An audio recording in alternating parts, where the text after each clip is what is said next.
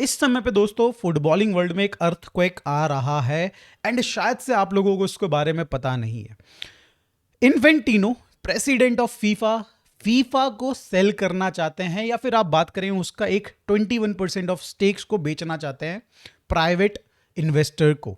क्यों करना चाहते हैं दोस्तों, इसकी डिटेल में बात करेंगे। क्या नेगेटिव्स हैं, क्या पॉजिटिव्स हैं, क्या यहाँ पे भाई इससे अच्छा हो सकता है फुटबॉल के लिए, उन सारी चीज़ों को डिस्कस करेंगे। कौन इसका सपोर्ट कर रहा है, कौन इसको भाई यहाँ पे अपोज कर रहा है, बिकॉज भाई अपोज तो 90% ऑफ द वर्ल्ड भाई यहाँ पे कर रही है डेफिनेटली इस मूव को, इन्फेंटिनो को।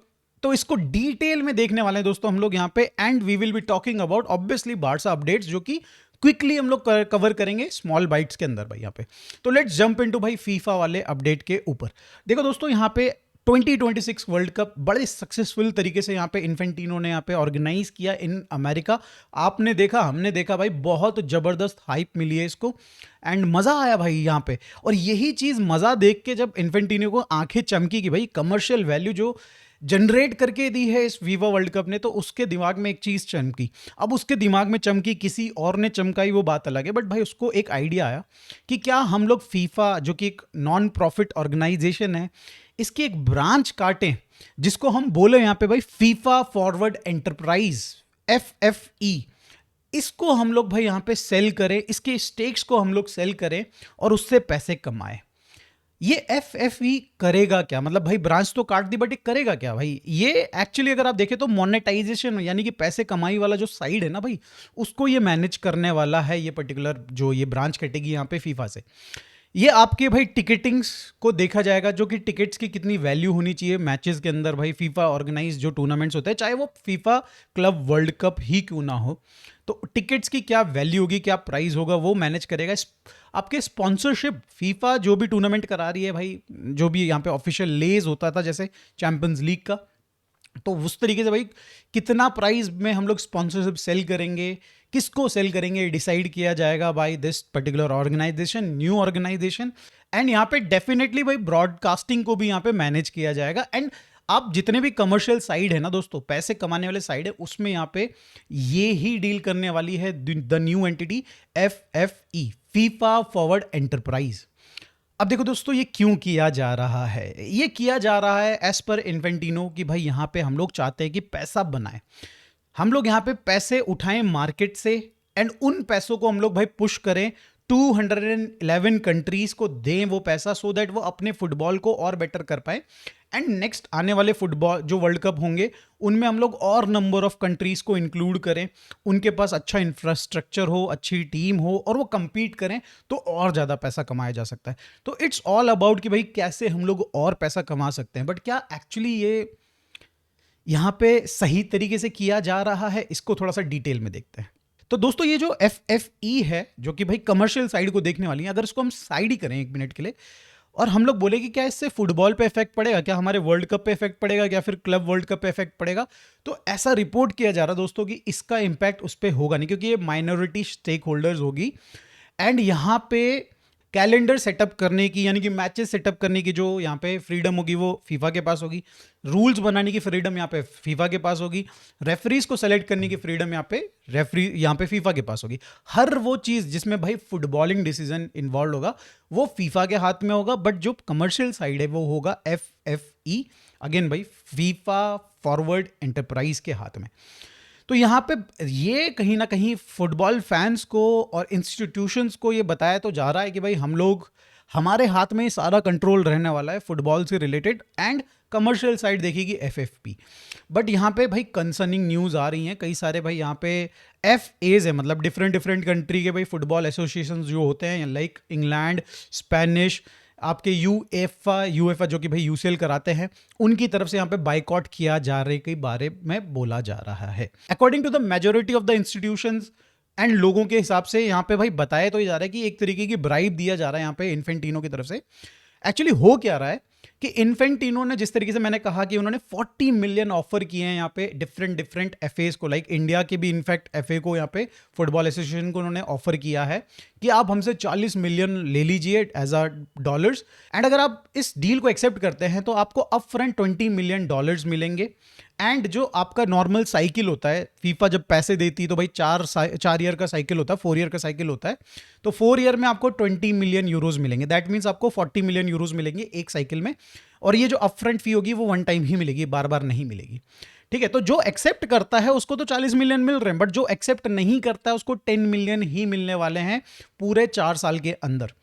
अब देखो दोस्तों, ये ब्राइब नहीं तो क्या है? आप क्लियरली ये बोल रहे हो कि भाई आपका जो डिसीजन होगा वो मोटिवेटेड होगा पैसे से। मतलब भाई एफएज लाइक इंडिया, बांग्लादेश, नेपाल तो चलो भाई बैंड है यहाँ पे, भाई छोटे जो भी एफएज हैं वो तो भाई 100% यहाँ पे पैसा देख के एकदम बिल्कुल उनकी आंखों में एकदम हरे नोट की गड्डियां दिखने लग जाएंगी, and they will decide based on that. Particularly भाई इंडिया, इन्होंने तो हाँ भी बोल दिया है, इन्होंने बोल दिया है हाँ कि भाई हम लोग आपको सपोर्ट करेंगे, कोई दिक्कत वाली बात नहीं, लाओ हमारे जेब में डालो 40 मिलियन भाई। तो यस भाई, छोटे जो एफएज हैं वो तो 100% इस चीज़ को अप्रूव करने वाले हैं, एंड ये मैटर भाई बहुत ज़्यादा सीरियस होता जा रहा है। बिकॉज अगर आप यहाँ पे देखें तो किसने इनको बाइकआउट किया है? बाइकआउट किया जा रहा है यूएफए एंड यूरोपियन एफएस के द्वारा। ला लीगा ने दोस्तों यहाँ पे बोल दिया कि भाई हम तो बिल्कुल सपोर्ट नहीं कर रहे हैं, स्पेनिश एफए ने तो बोल दिया यहाँ पे, इंग्लैंड के एफए ने भी बोल दिया यहाँ पे, यूएफए की तरफ से दोस्तों बड़ी तगड़ी स्टेटमेंट आई है, आप सामने लगा रहा हूँ मैं, आप पढ़ लीजिए यहाँ पे। उनकी तरफ से तो उन्होंने बोला है कि भाई ये लाइन आप क्रॉस कर रहे हो और आपने क्रॉस कर दी है, लाइन क्रॉस कर दी यहाँ पे फीफा अकॉर्डिंग टू यहाँ पे यूएफए ने। यूएफए तो इनफैक्ट उनको ये बोल रहा है कि भाई अगर हम लोग, हमारे जो यहाँ पे 55 एफएस का एक ग्रुप है यहाँ पे, अगर हम लोग डिसाइड कर लेना दोस्तों कि यहाँ पे वर्ल्ड कप नहीं खेलना है तो ये खत्म हो जाएगा पूरा फीफा का, मतलब फीफा खत्म हो जाएगा यूएफए अगर डिसाइड करता है तो उन्होंने यहाँ पे एक तरीके की वार्निंग दे दी है कि भाई अगर आप इस तरीके से कंटिन्यू करोगे तो भाई हम लोग तो नहीं खेलेंगे वर्ल्ड कप, हो जाए वर्ल्ड कप भाई अगला देखी जाएगी। अब दोस्तों यहाँ पे सपोर्ट कौन कर रहा है? जिस तरीके से मैंने कहा भाई इंडिया तो सपोर्ट कर रहा है, पैसे तो अपने को चाहिए। सिमिलरली दोस्तों चेक एफए ने यहाँ पे भाई एकदम बिल्कुल बढ़ चढ़ के सामने आ गए हैं, वो भी आपके यूएफए या फिर आप बोलो यूरोपियन बेसिकली कॉन्टिनेंट के पार्ट होते हैं, बट उन्होंने इसके बावजूद भाई कम पैसा है उनके पास ऑब्वियसली, तो इस रीजन से उन्होंने भाई इंस्टेंटली इस पे हाँ बोल दिया है, and they are in favour of ये जो डिसीजन लिया गया है भाई इन्फेंटिनो के द्वारा उसके। अब देखो दोस्तों, इसमें लोगों ने ट्रंप का एंगल भी निकाल दिया कि भाई ट्रंप, इसमें ये वर्ल्ड कप हुआ था अमेरिका में, अमेरिका के अंदर यहाँ पे भाई ट्रंप ने पीस पुरस्कार भी दिया गया फीफा के द्वारा, एंड यहाँ पे कहीं ना कहीं ट्रंप का एंगल जरूर होगा, कुछ ना कुछ पैसा यहाँ पे ट्रंप को मिल ही रहा होगा, एंड कहीं ना कहीं दोस्तों लोग गलत नहीं हैं। बताया जा रहा है दोस्तों सन इन लॉ ऑफ ट्रंप, यानी कि उसका दामाद, उसका भाई जो है दोस्तों यहाँ पे, उसका जो ब्रदर है वो यहाँ पे लीड इन्वेस्टर है जिसको ये जो स्टेक्स हैं बेच रही है। बेसिकली उसका एक अपना फंड मैनेज करता है, अपना एक ग्रुप है जिसमें फंड वो मैनेज करता है, उस पर्टिकुलर ग्रुप को ये बेच रहे हैं 21%, और वो बेसिकली जो एंटराज होगा उसको ये लीड कर रहा है। तो यहाँ पे जरूर आप देख सकते हो कि ट्रंप का एंगल सामने आ रहा है, और ये कोई नई बात नहीं दोस्तों। फीफा ने ना भाई ट्रंप के साथ ऐसे चटाई कर रहा है भाई, लिटरली आप देख सकते हो, पीस अवार्ड दिया जैसे कि मैंने बताया भाई। फीफा की जो मेन ऑफिस है यूएसए के अंदर, वो ट्रंप टावर के अंदर है, लीज आउट किया गया। तो मतलब भाई यहाँ पे बहुत सारे कनेक्शंस है विथ ट्रंप एंड यहाँ पे फीफा। अब यार फायदा तो करवाया जा रहा है किसी का, बट क्या एक्चुअली इस डिसीजन से छोटे एफएस का फायदा होगा कि नहीं होगा, तो इसके ऊपर भी नजर डाल लेते हैं क्या नेगेटिव्स एंड क्या पॉजिटिव्स हैं। सबसे बड़ा पॉजिटिव दोस्तों फीफा के लिए है कि वो रेस करेंगे $4.4 बिलियन के अमाउंट को, एंड इसके हेल्प से दोस्तों यहाँ पे वो लोग डिफरेंट कंट्रीज में इन्वेस्ट कर सकते हैं। वो कंट्रीज अपने ग्रास रूट पे इन्वेस्ट कर सकती है, इंफ्रा पे यहाँ पे इन्वेस्ट कर सकती है। एट द सेम टाइम भाई फीफा अपने कुछ पर्टिकुलर उनके भाई यहाँ पे R&D फैसिलिटीज़ होती हैं, उनमें इन्वेस्ट कर सकती है। तो फ़ायदा तो डेफिनेटली दोस्तों यहाँ पे हर किसी कंट्री के एफए को होगा जो कि इस समय पे छोटी कंट्रीज़ हैं। छोटी कंट्री के एफए को तो डेफिनेटली फ़ायदा होने वाला है, लाइक इंडिया एंड भाई यहाँ पे Bangladesh. At the same time FIFA जो मेजोरिटी डिसीजन मेकिंग पावर होगी वो अपने पास रखेगी।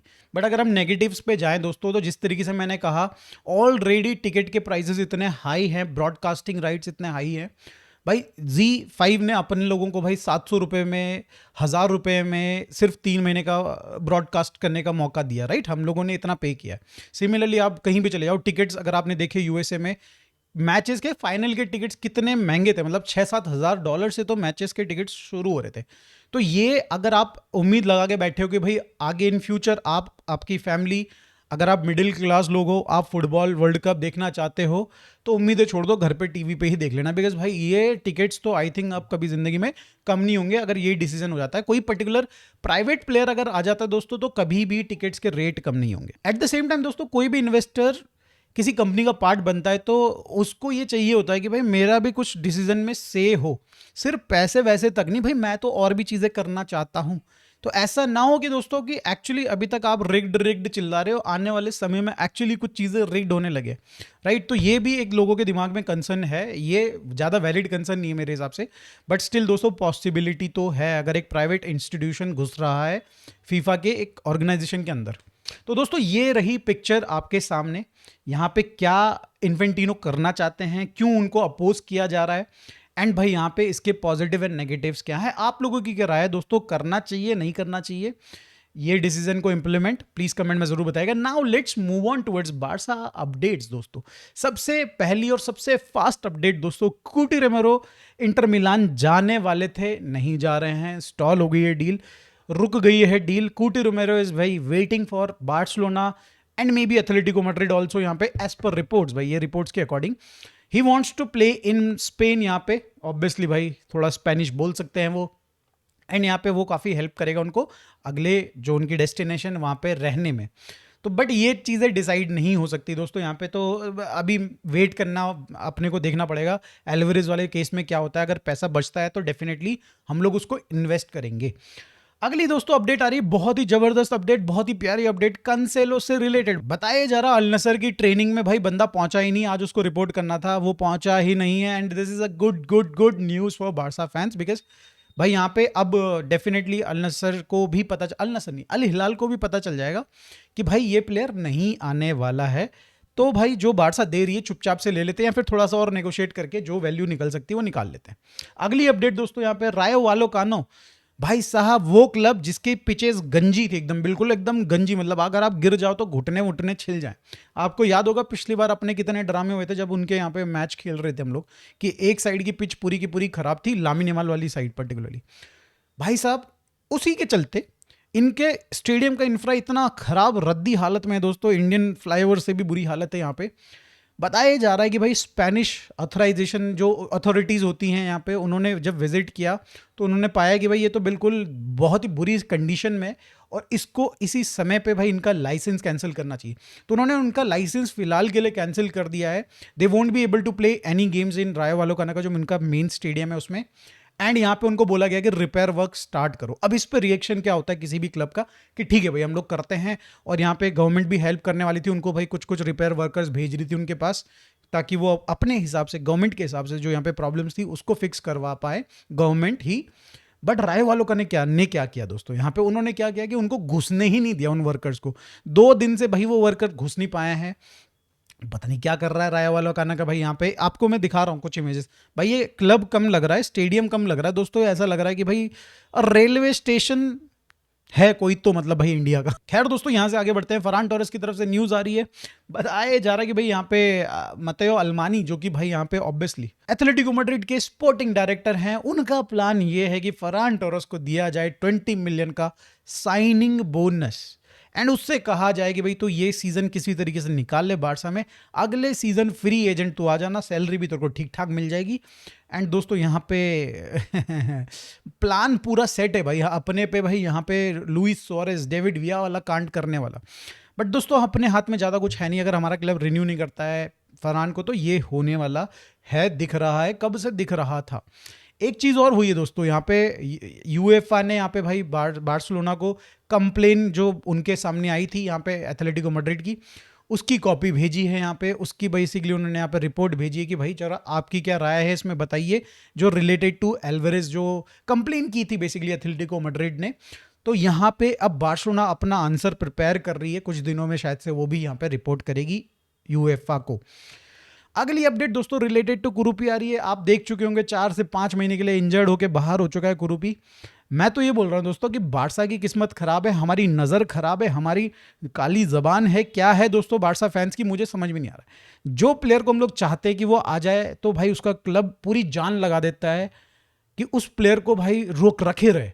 जिसको अपन भाई लगता है कि भाई पॉसिबिलिटी है, थोड़ा सा चांस है, तो भाई इंजर्ड हो जा रहा है। क्या करें दोस्तों, कुछ करवाएं क्या भाई, कुछ हवन कुंड मस्तों का झुंड में भाई हम अपन लोग कुछ करें क्या भाई इसके लिए, क्लब के लिए। तो आज की वीडियो में बस दोस्तों इतना ही। आप लोगों की क्या राय है, फरहान टोरेस को रिन्यू करें कि ना करें, एंड भाई फीफा वाले में भी आप प्लीज कमेंट में जरूर बता दीजिएगा। मिलते हैं दोस्तों नेक्स्ट वीडियो में। Bye for now, take care, good bye.